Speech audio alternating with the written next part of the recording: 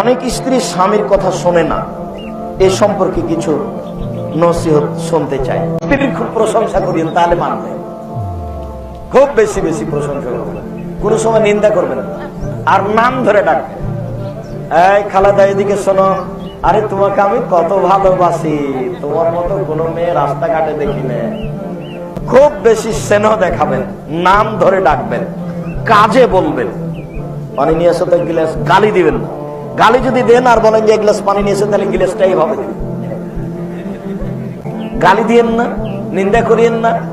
শ্বশুর শাশুড়িকে গালি দিবেন না জীবনে, শুধু প্রশংসা করবেন বইয়ের আর আদর করবেন, তাহলে কথা মানবে ইনশাআল্লাহ, প্রায়ই মানবে। তো বুদ্ধি কম, ও তো বলবেই কিছু, তো সংসার করবো না, তোকে অমুক করবো, তো এই করবো, তো সংসারে থাকবো না, আমি গেলাম, তুই থাক। কত কথা বলবে, তার কোনো হিসাব নেই। আপনি বলবেন আমি তোমাকে খুব ভালোবাসি,